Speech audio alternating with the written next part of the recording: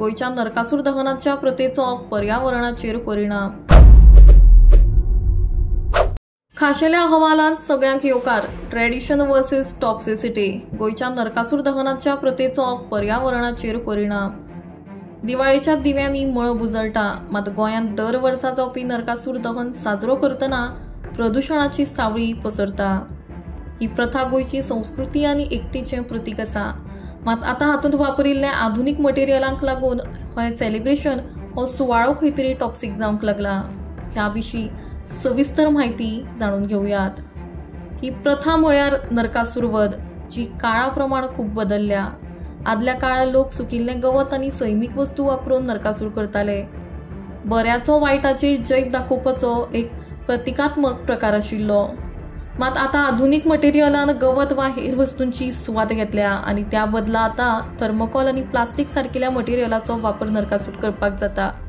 आनी ह्या वेळार सिंथेटीक नरकासूर जळयतात तेन्ना मोठ्या प्रमाणान हवा दूषित करपी धुंवर सगळी कडेन पसरता आनी ताचोच आमी स्वास घेता। जर नरकासूर दहनाचे कांय विज्युअल्स पळयले जाल्यार कशा पद्धतीन हो दूषित धुंवर पुराय वाठारांत दाट्ट पसरता ताचें चित्र दिसून येता।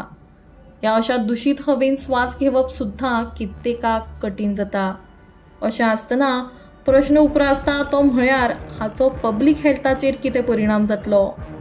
अशा वेळार एअर क्वॉलिटी मॉडरेट स्थळाचेर पावता, म्हणटकच साधारण मनशा खातीर कमी धोका आसता, मात ल्हान भुरगीं, वयस्थ लोक तशेंच जांकां अस्थमा वा काळजाचें दुयेंस आसा तांकां खंय तरी धोका आसता।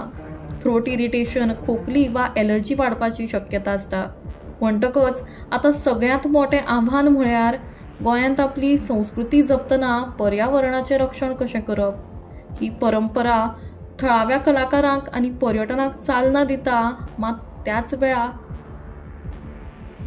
त्याच वेळार हवा प्रदूषित जाता।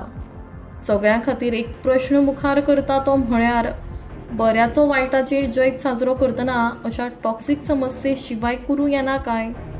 ह्या प्रश्नाची जाप दरेकान सोदची।